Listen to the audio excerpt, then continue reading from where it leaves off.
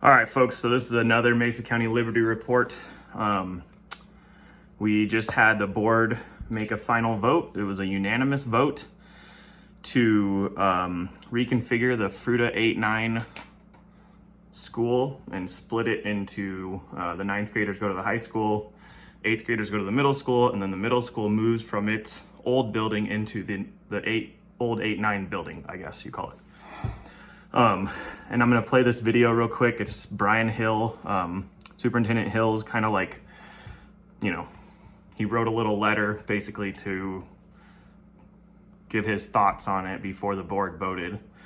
And afterwards, we're gonna talk about a couple of things that he said that I'm hoping that our community can really grasp.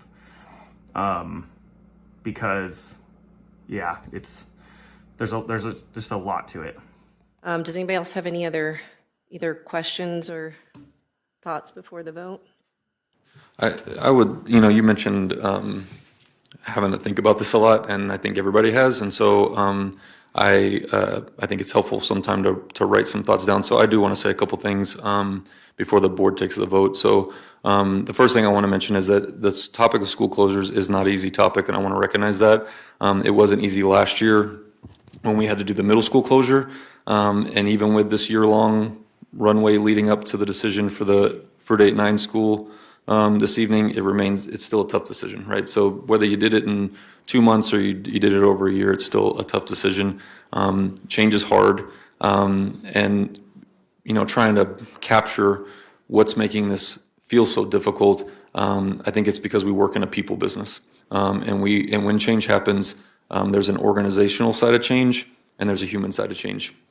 The organizational side of change in many ways is easier, I would say. The data show that an overwhelming majority of Fruita staff and families wanted the grades reconfigured. Declining enrollment has made staffing near impossible for the secondary schools in Fruita. We've been subsidizing staff in the three Fruita secondary schools this year to the tune of over $800,000 in order to not continue to cut programming in the schools. That subsidizing would grow to over $1.2 million next year, or we would need to cut around 13 FTE from the 3 schools next year based on enrollment projections. Neither of those are sustainable. We have 3 secondary schools in Fruita and only need 2 after the reconfiguration. The school that would no longer need to operate is the Fruita 8-9 school. The building housed in the Fruita 8-9 school currently is in much better condition and can hold the new 6 through 8 Fruita middle school. The closure of the Fruita 8-9 school means the staff in the school would be displaced. Colorado mutual law, which we've talked a lot about, mutual consent law kicks in and impacts how staff would need to be applied for permanent positions. So all those things, that's the organizational side of the change, and it's based on numbers and data. The other side of change is the human side of change, and we can have discussions about enrollment and lack of funding, et cetera, but at the end of the day, these are decisions that also impact our people, and that's where it does become tough to have these conversations. And I want to be clear that it is tough for everybody that's involved. I know it's been tough for this board having to make these decisions. It's tough for district staff having to navigate this issue and come up with a solution. It's tough on the staff at all Fruita secondary schools, as it means a change for them. It's been tough on all Fruita secondary students and families, as it will mean a change for them. But I do want to acknowledge it has been even tougher on the staff at Fruita 8-9. I want to acknowledge that. I want to say that we understand that this is impacting the Fruita 8-9 staff differently. And while I won't pretend to know how Fruita 8-9 staff are feeling, and I won't make false promises that we can't keep in order to try to make things feel better, I can promise you this. I can promise you that our District 51 schools will need great staff like our 8-9 staff. There will be opportunities within our district for permanent positions, and we will do everything in our power to help folks secure a permanent position in our district that allows the 8-9 staff to continue to use their talents and skills to serve our students. This closure has nothing to do with the staff at Fruita 8-9. We have amazing staff at Fruita 8-9, and we want to keep those amazing staff and D51 to support our students. I do want to thank Ms. LeCount for the words that she mentioned tonight about the Fruita 8-9 staff.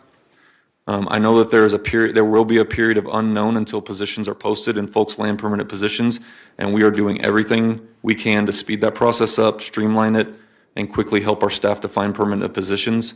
I mentioned this to our principals at Leadership Academy recently, that while we have issues we need to take care of in D51 with things like declining enrollment and funding cliffs, we will see, when we see an issue as a district, we are going to take it on. There will be bumps in the road, but we're not going to be a district of inaction when issues arise, and we won't sweep problems under the rug. It's not fair to the students, staff, and families, and that's why we're having to move forward with a decision like this. So again, I know this change is difficult, and in the end, the reconfiguration, we will be better set up to serve students in our schools and our district for it, and we are going to get through this together. But I understand that it can be tough right now because we are talking about humans and the folks that work for our school district that we value. And so, again, I thank everyone in here that attended the meeting for their service, and especially the 8-9 staff. And we're going to do everything we can to support them, whatever this decision ends up being in the end. I just want to make that clear. Anybody, any other thoughts or remarks before the vote? All right.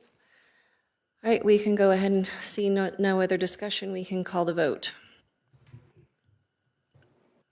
Mr. Chavez, Yes. Mrs. Evanson, Yes.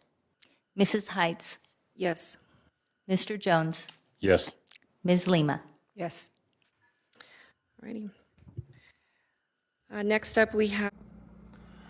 Okay, so the first thing I want to mention is the mutual consent law. I'm just going to post the law in the comments of this video on Facebook and YouTube. You can read it, you can look it up, look at articles about it. That's what I did. That's how I learned about it when it first popped up a few months back. And but to break it down to the most simple form, this school district cannot force a teacher into any building.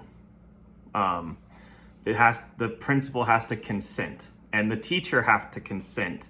So both parties have to consent to, so that law, whether you like it or not, like, I'm not even saying I like it or don't like it, right? Like, I'm simply saying, like, it was, the reason it came into play is so that teachers weren't forced to go to buildings they didn't want to go into to work, right? And so that principals weren't forced to accept teachers that didn't fit their culture, their vision, or whatever. And so the administration of a district wouldn't be basically from an ivory tower just forcing teachers into all the different schools wherever they saw fit. So some people like that law, some people don't like that law. I think that I can understand why that kind of makes sense to me. Like, that's probably a better way to roll, right? Like, not like having mutual consent between the teachers and the principals. At the same time, what it does is it makes it so in a situation like this, when you're closing down a school,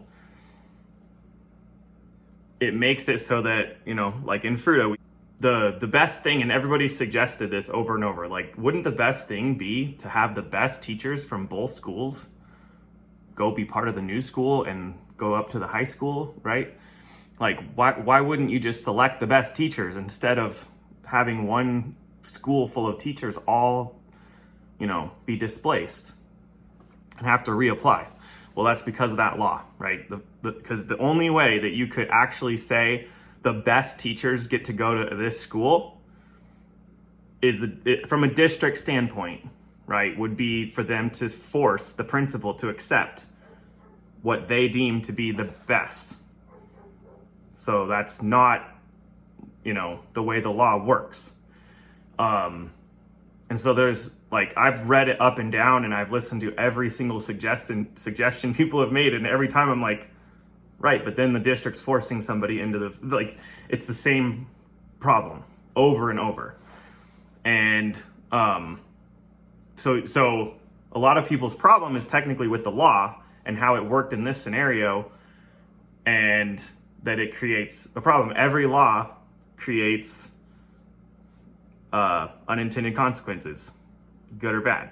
And so the question of any law is, yes, does it create unintended consequences, but is it better, to have those problems than the problems we had before? There's no perfect law that never creates an unintended consequence. What, you could do legally down the road, nothing they can do right now about this, but legally you could go and lobby the government, right? Lobby the legislators to put a provision in the law, some kind of, like, in the case of a school closure, blah, blah, blah, right? These teachers get guaranteed this for this long or something, right? Or, try to debate that and see if it fits with that law that was passed. And that is what it means to live in a nation of laws, right? You have a law and you abide by the law unless the law is unconstitutional, right? Then you take the law to court, right? I'm just saying, like, if some laws are found to be unconstitutional and they have to change parts of that law after they're passed. And other laws, unless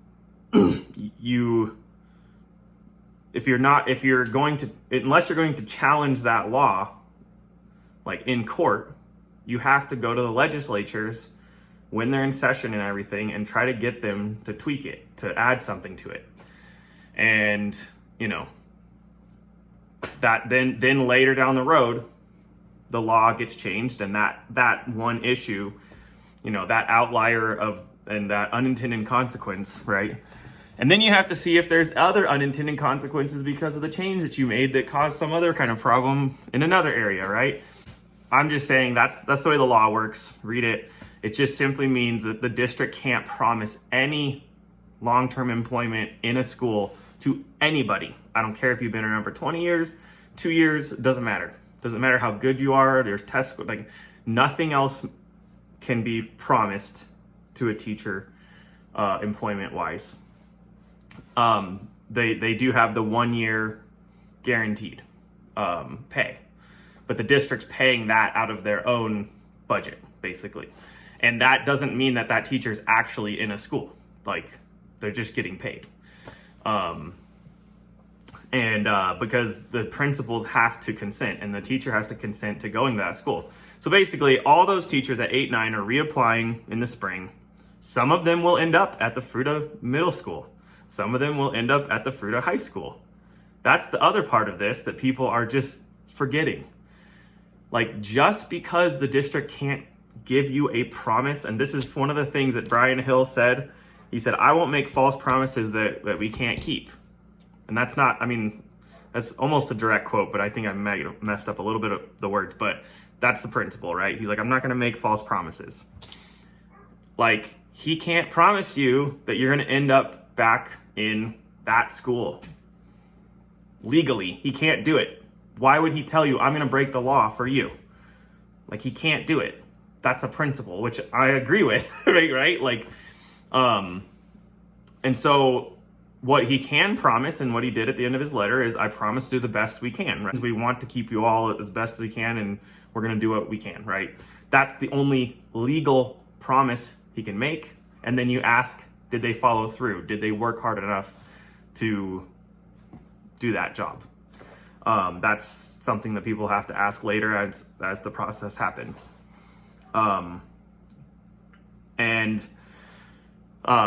So people asked about last year with East Middle School, what happened there? Like, didn't some of the teachers not get a job that wanted to be in the district? And the answer I've gotten over and over, and if you have a teacher that disagrees with this or somebody that says this isn't true, please send them my way. I'll put them on a podcast. We'll put them on video saying that what I was told was wrong, okay? But if you don't have any evidence, if you don't have somebody to actually, like, prove what I'm saying is wrong, then, like, I don't know what to say. But yeah, so every teacher that applied, except for 5, got a position in the district. 5 of them could have gotten a position somewhere in the district, but they didn't keep applying, right? They applied at one position maybe or 2.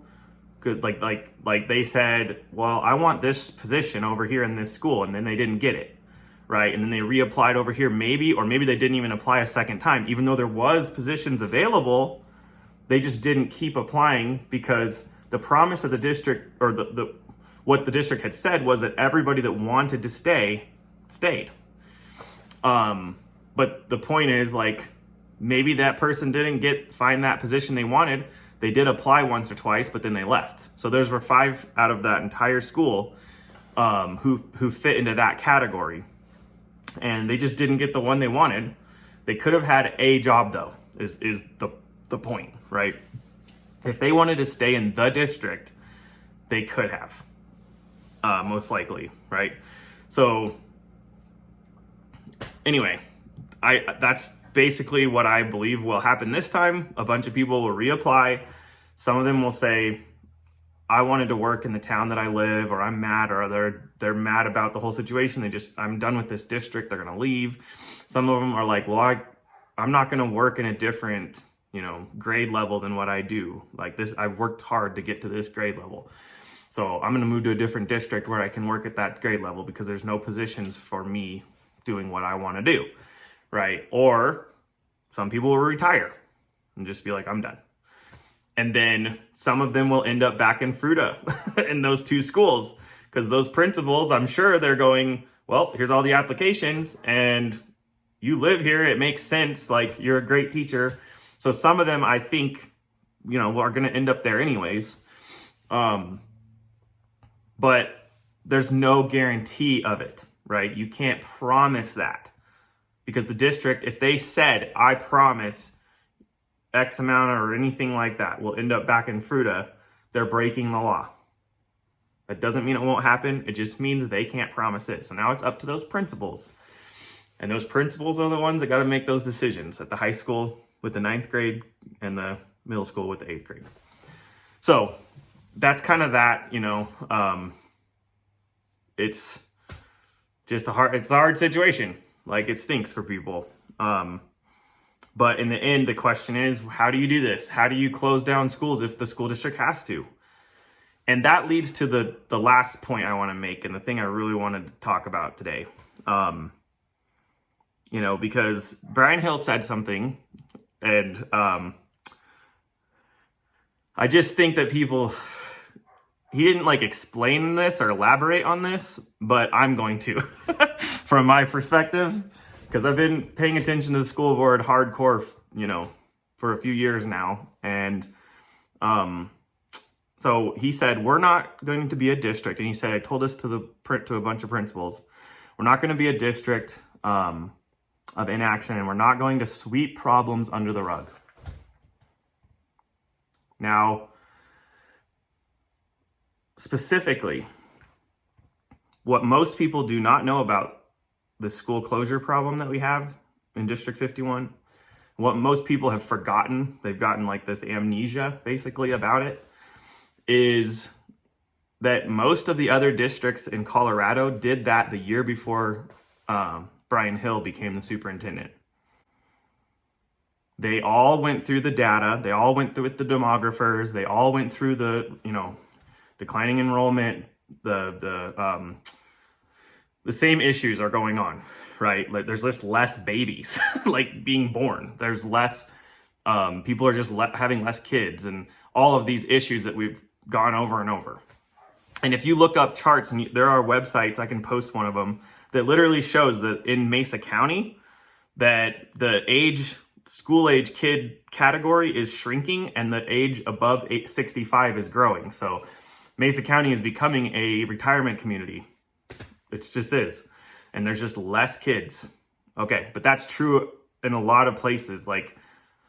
They're just losing there's just less kids. So my point is, in Colorado, all these other districts, and this is not a conservative versus a liberal thing. This is why this makes me so mad. This conservative board just wants to shut down public schools and blah, blah, blah. There's public schools shutting down all over the state because of the same problem. That's not a concern. And the liberal schools, the liberal school districts closed down more schools and did it faster than District 51 did. Okay? They did it before District 51 and they just ripped the Band-Aid off, closed down a bunch of schools and moved on. And they've been past this for a year and a half now, starting to move forward. Now, and this district's still in the middle of it. So I'm asking people to ask themselves why. Why did Brian Hill have to do this on his first year as the superintendent? And now we're on to year 2, but this started last year, right? Why did he have to deal with it then? Well, My theory, which I think is well grounded, is that the previous superintendent swept it under the rug. Just like he said, we're not going to sweep stuff under the rug. And she didn't want to do that in her last year when she was about to retire, right after COVID happened. And instead of dealing with the problems and doing a disservice to the community and the kids and the teachers and everybody and letting the budget just balloon out of control by, and he said it over and over, we're subsidizing all these positions. I'm not saying I agree with Brian Hill on everything he ever says, but I've watched him with this process. First year out of the gate, he gets the enrollment data in. He's already looking at last year. He's already a year behind. This should have been dealt with by the previous superintendent who had experience and all of this. Instead, she dumped it on his plate. So he showed up. He's like, great. Now I got to figure out how to close down schools. Like, awesome, right? Like, first year, I'm just getting started as the actual superintendent. And sorry, my dog is getting in the way, but now I got to do this by my, like, thanks, right? That's just my view of it from the outside. He's never said that, but just practically speaking, like, it should have been done. And they should have just, I know so many people have like criticized the demographer and act like he's some like guy that's come in from the outside. He's not from, like, he's been our demographer for like a decade or more. He's been here for a long time, way before this ever happened.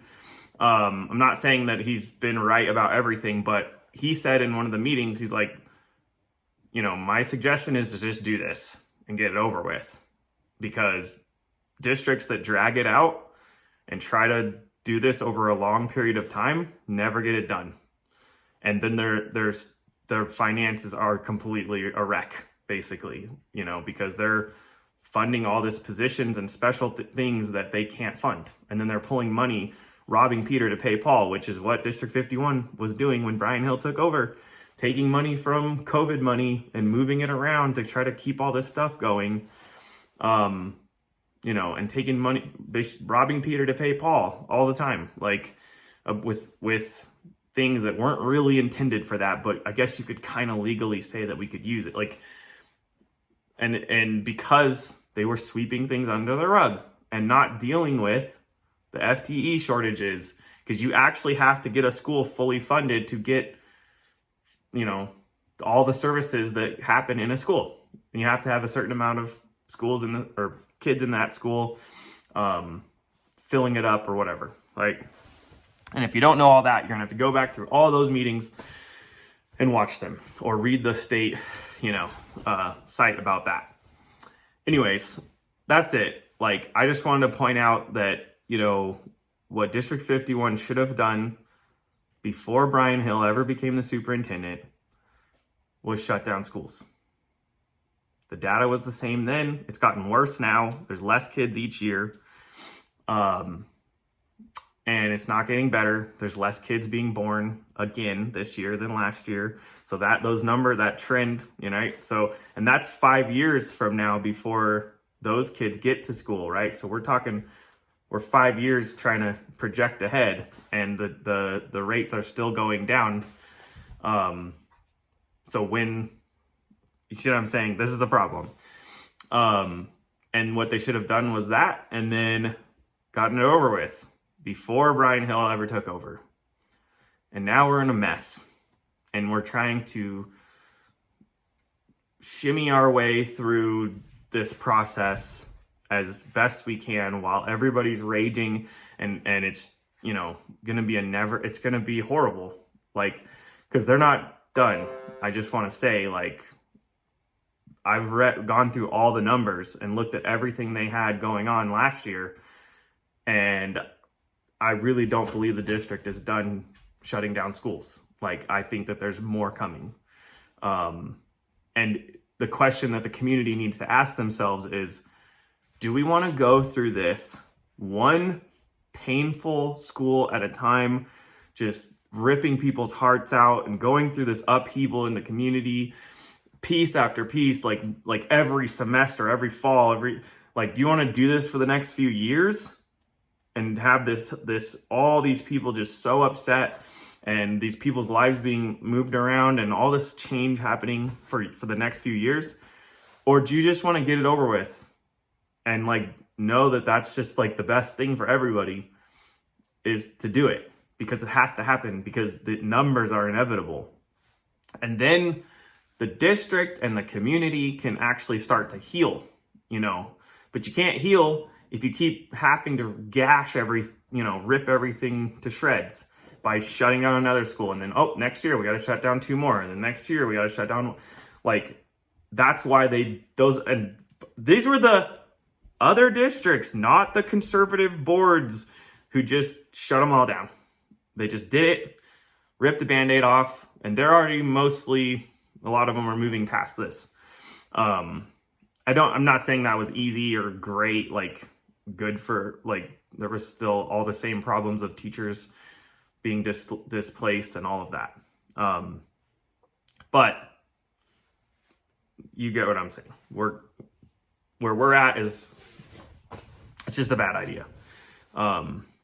So this debate about each school, and the district's gonna have to go through this process over and over now. So buckle up, I guess, because this isn't the end of this